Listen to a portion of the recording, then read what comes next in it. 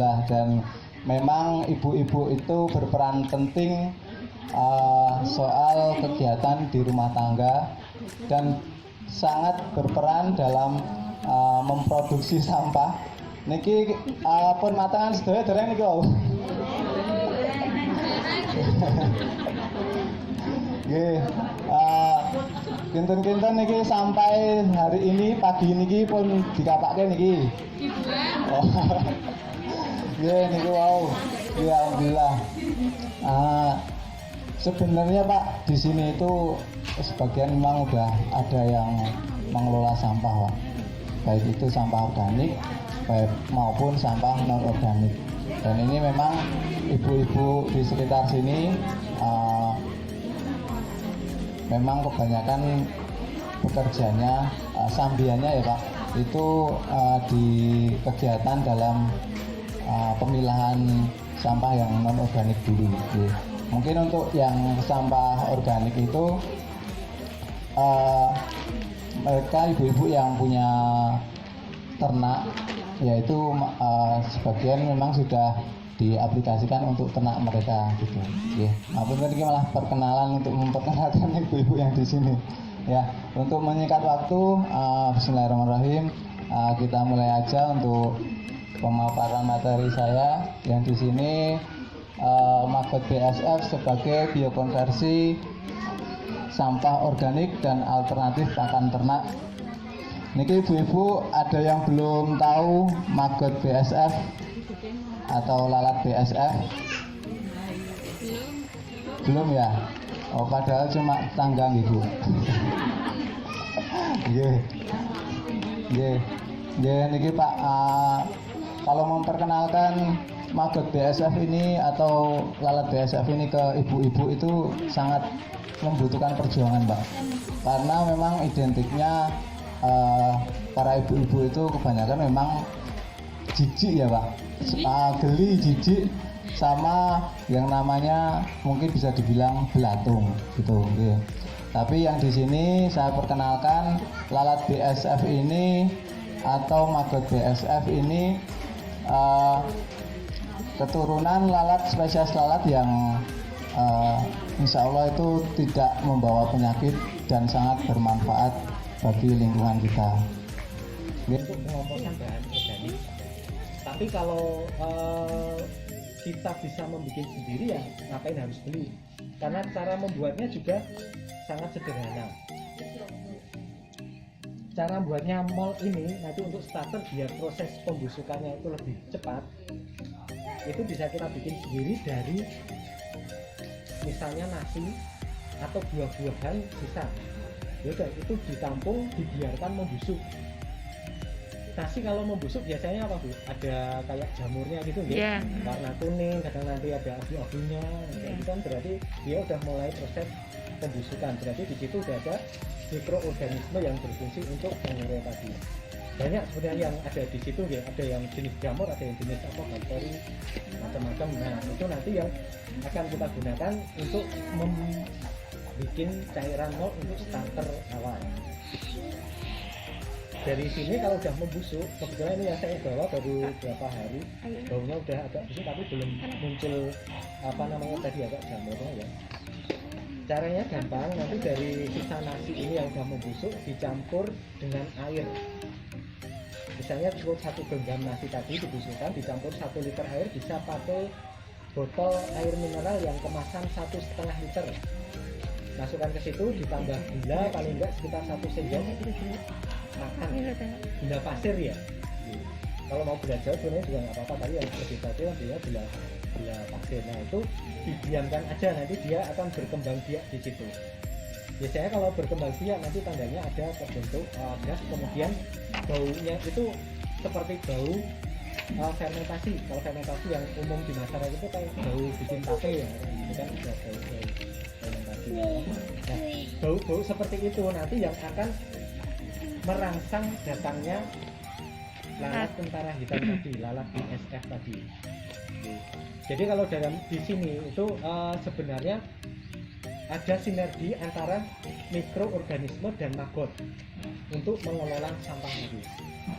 di awal mikroorganisme akan mulai membusukkan sampah yang akan salah satunya mungkin menimbulkan bau. Nanti lalat BSF datang bertelur di situ, dan lalat mungkin tadi sudah dijelaskan ya, ada siklus hidupnya ya. Jadi dari lalat dewasa bertelur jadi larvanya ini yang disebut dengan tadi ya maggot tadi ya, maggot, kemudian jadi kepompong, kembali lagi menjadi dewasa. Dan potensinya besar karena umur larva itu lumayan lama, antara 0 sampai 18 atau 21 hari. Nah, itu yang nantinya akan dimanfaatkan untuk mengolah sampah organik kita. Jadi tadi sampah mulai membusuk, mendatangkan lalat bertelur situ, lalat akan kalau sudah menetas menjadi maggot tadi, maggot makan sampah-sampah organik tadi. Dengan bantuan mikrobia juga nanti bahan sisa kotoran dari maggot juga diolah, dan kalau yang pasokan nanti akhirnya menjadi kompos. Jadi peran dari tadi mikrobia dan maggot ini sebenarnya satu paket juga yang kita harapkan nanti kedepannya bisa menangani masalah sampah organik buat kita ya. Untuk terkait ketiga itu tentang manusia tercerahkan dan bisa kembali bersama alam dengan teknologi mutakhir dan terbaru seperti itu.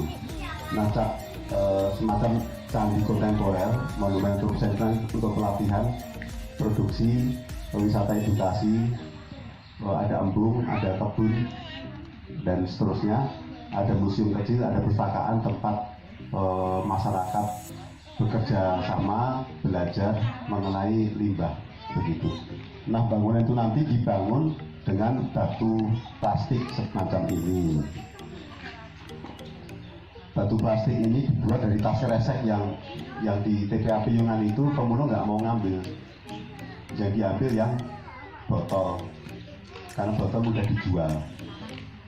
Nah, itu plastik-plastik yang sudah grepes-grepes, yang sudah hancur-hancur itu pun bisa dijadikan bahan bangunan. Syaratnya sudah bersih, tidak bercampur dengan misalnya ada sisa makanan, ada besi, ada logam dan lain-lain. Dicacah, ada mesin pecacah dan pencuci, kemudian kering, masuk ke mesin peleleh atau extruder bahasa Inggrisnya, kemudian masuk ke pencetak begitu. Nah, masuk mesin pencetak itu campur dengan abu batu. Nah, sini juga banyak penambangan batu. Misalnya pasir batunya itu sendiri beragam warna, nanti juga bisa warnanya macam-macam juga batunya. Dan sampah plastik banyak kita buang di mana-mana, sementara produksi batu bata ngambil tanah di mana-mana, lama-lama tanahnya habis juga. Nah, sampah plastiknya dibuang ke sungai, dibuang ke laut, dibakar jadi polusi, dikubur jadi polusi. Kenapa nggak jadikan barang yang kita manfaatkan dan laku dijual begitu? Nanti ke depan monumen itu membeli limbah-limbah plastik, semua limbah plastik dari masyarakat sekitar sini maupun dari luar, karena satu ini saja membutuhkan 5 kg plastik, kan banyak, coba dibuang. Nah, 1 kilogramnya berapa? Aku lupa. 1.000. 1.000, kan lumayan. Nanti kita juga mau membuat aplikasi marketplace online. Jadi kalau kan semua punya handphone, daftar aplikasi itu sudah terpilah di rumah, jual beli terjadi, mau membeli atau mau menjual, tergantung aktivitas produksinya apa. Dan marketplace-nya ini beda dengan JNE dan lain-lain, itu kan tergantung kurir. Nah, marketplace-nya ini bisa dengan kurir, bisa pembeli penjualnya mau mengirim atau mengambil juga bisa, tergantung harganya. Dan marketplace ini bisa tawar-tawaran, bisa menawar. Cuma pembayarannya tetap online, karena kalau tidak online, yang punya marketplace tidak dapat penghasilan. Ini ini saya bikin topeng wajah saya sendiri, tapi ini plastik murni tanpa abu batu. Kalau tanpa abu batu tidak boleh dicacah dulu, nggak dicacah juga nggak apa-apa. Nanti pengaruhnya di motif. Nah, itu sama kita kalau yang untuk lembaran tipis itu ditekan bu, di press. Pakai tangan juga bisa, napa pakai klem nih kok bu. Kalau di toko-toko bangunan itu yang kan itu, nah terus ya balik lagi bahan-bahan yang kita pakai tanpa campuran. Jadi mungkin kalau ibu-ibu pernah lihat, oh bisa nih plastik dicacah dicampur pakai resin misalnya gitu kan ada.